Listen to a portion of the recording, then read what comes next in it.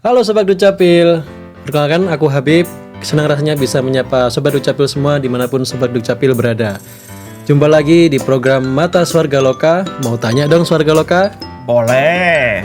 Oke, kali ini aku nggak sendirian karena aku ditemani oleh salah satu staf di Dukcapil Kota Surabaya yang akan menjawab pertanyaan-pertanyaan dari Sobat Dukcapil semua, yaitu ada Mas Fares. Halo sahabat Dukcapil, ketemu lagi dengan Mas Faris di sini. Dan semangatnya Mas. Gimana Mas kabarnya hari ini Mas? Alhamdulillah sehat. Alhamdulillah. Kalau kamu gimana, Beb?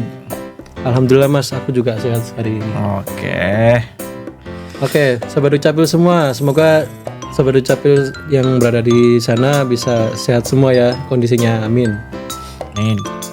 Oke, selama 15 menit ke depan ini, aku dan Mas Fares akan membantu Sobat Dukcapil semua untuk menjawab pertanyaan-pertanyaan dari Sobat Dukcapil yang sudah dikumpulkan oleh tim Swarga Loka melalui DM Instagram di @swargaloka.sby dan @dispendukcapil.sby.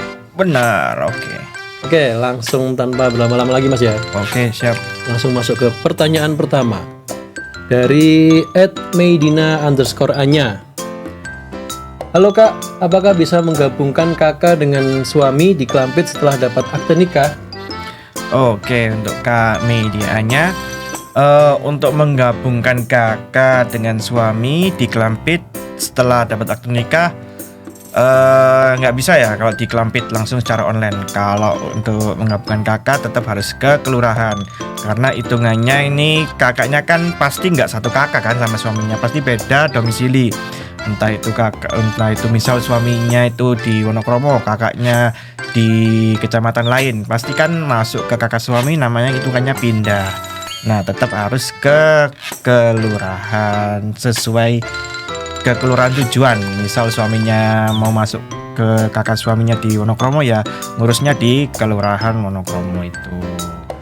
Gitu, nggak bisa kalau lewat online, harus tetap ke kelurahan. Karena ini hitungannya pindah. Oh gitu ya Mas ya. Berarti kalau tiap kali ada penduduk yang mau pindah domisilinya itu berarti harus ke kantor kelurahannya langsung ya yang dituju ya. Iya, benar, harus ke kantor kelurahan sesuai domisili tujuan pindah. Oke, begitu ya Mbak @meidina_anya menjawab ya. Oke, dari pertanyaan berikutnya dari Instagram @_AFFNMLN. Permisi mengganggu, mau tanya, mau minta file PDF kakak, bagaimana ya caranya? Oke, untuk KAFF ini ya, dulu itu ngurusnya di mana? Ngurus kakaknya. Kalau secara mandiri online, pakai akun Klampit sendiri, ya tinggal dicek aja di tab permohonan di akun Klampitnya. Pasti masih ada kok file PDF-nya dulu, tinggal di-download lagi. Kalau misal KAFF ini ngurusnya di kelurahan dan nanti kan dikasih e-kitir toh. Nah, itu e-kitirnya di-scan lagi aja, pasti di situ masih ada kok. Nah, tinggal di-download gitu lagi ya. aja untuk file kakaknya. Oke. Jadi tinggal scan QR code di e-kitirnya. Berarti segampang itu ya Mas ya. Iya, Sekarang itu gampang serba banget. dipermudah ya. Kalau online bisa lewat mana KNG, Klampit ya, Ya, akunnya sendiri. punya sendiri. Kalau offline, ngurusnya secara offline bisa melalui scan e-kitir yang sudah didapat. Iya, benar. Oke, siap. Terus pertanyaan berikutnya dari Instagram @rizka_syafitri mungkin ya, @syafTR gitu. Mohon maaf, untuk prosedur pecah kakak bagi yang belum menikah, apakah pindah domisili, apakah bisa? Ulang pertanyaan. Oke, pertanyaan yang berikutnya dari Instagram @rizka_syafTR. Mohon maaf, untuk prosedur pecah kakak bagi yang belum menikah karena pindah domisili, apakah bisa?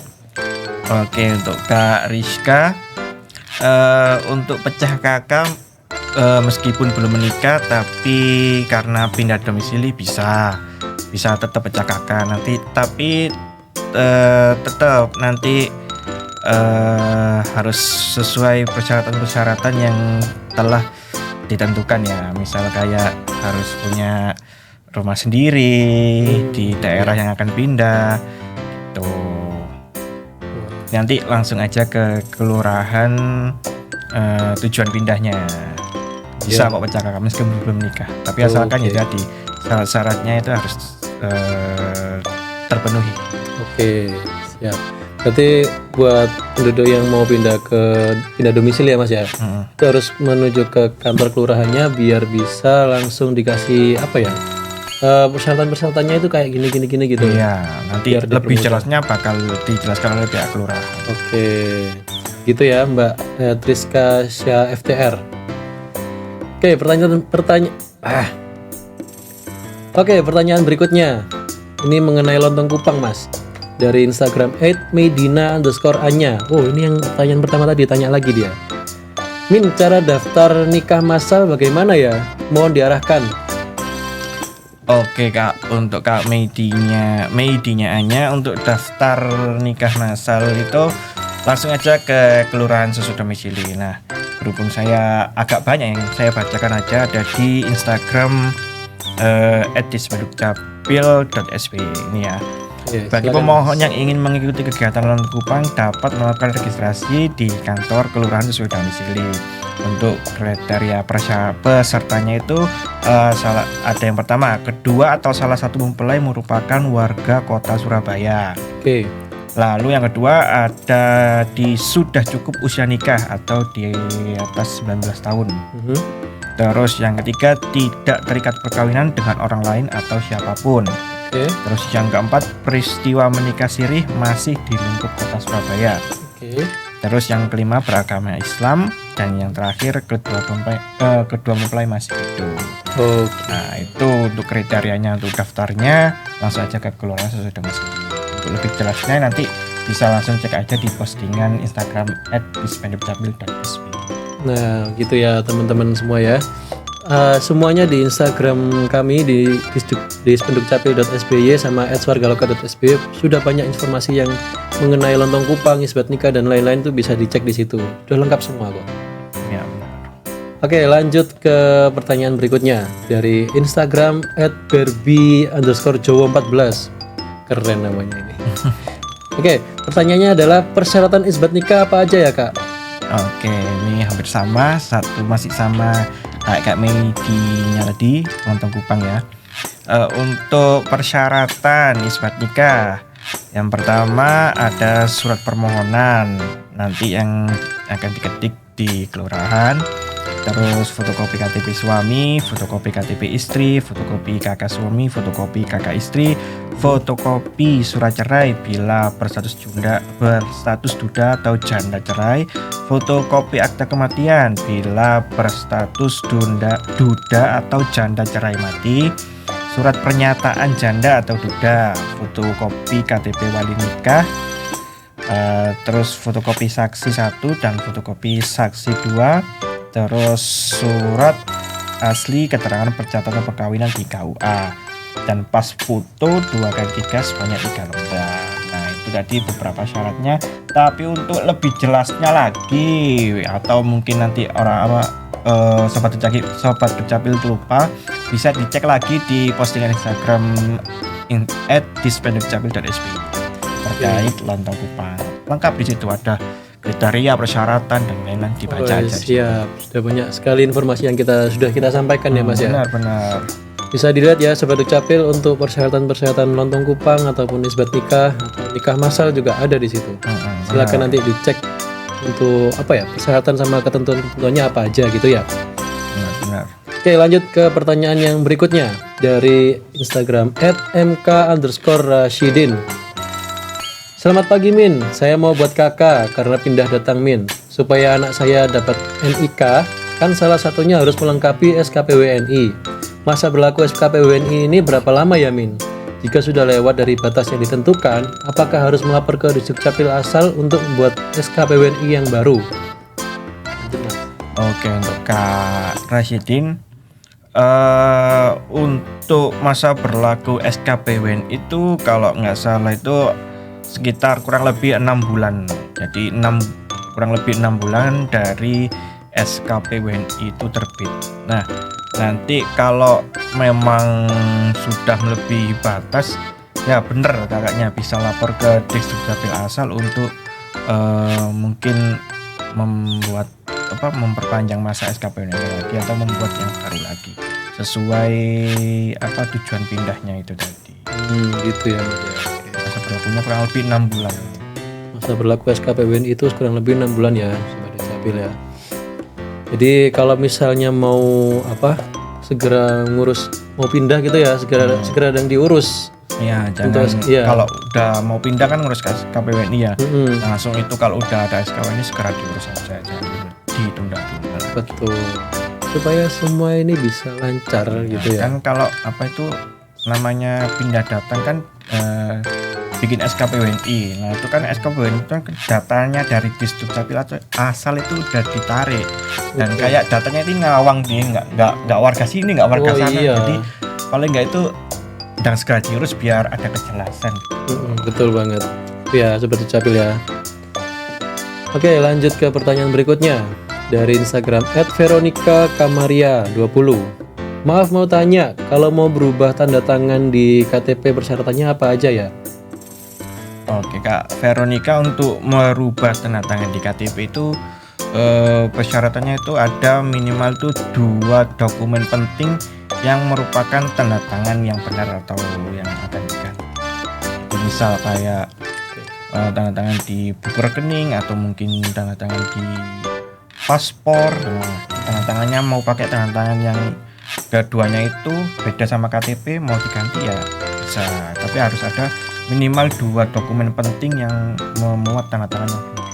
Oh gitu ya Mas, untuk untuk validasinya gitu ya? Iya. Oke. Kemudian pertanyaan berikutnya Mas, dari Instagram @adi.setiawan. Mau tanya, di menu IKD dokumen sekarang tidak bisa dibuka ya? Sebelumnya bisa dan muncul, mohon infonya. Oke, untuk Kak Adi Setiawan mungkin saat itu sedang ada maintenance ya. Untuk punya saya masih bisa kok dibuka untuk di dokumennya. Masih bisa dilihat dokumen lain selain KTP. Ada kakak juga sih. Bisa kok. Mungkin lagi maintenance saja. Ya kadang biasanya gitu tuh terkendala sama sinyal juga Mas ya. Coba untuk Kak Adi Setiawan ini mungkin coba dikonekkan ke wifi yang jaringannya lebih kuat lagi gitu ya. Coba lagi aja. Semoga bisa ya Kak ya.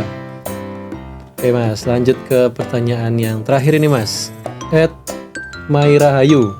Selamat sore, maaf mau tanya, kalau lupa pin e-kitir online bagaimana ya cara risetnya? Oke, untuk Kak Mira Rahayu, lupa pin e-kitir, mungkin lupa password Klampit kayaknya ini ya, KNG, akun KNG.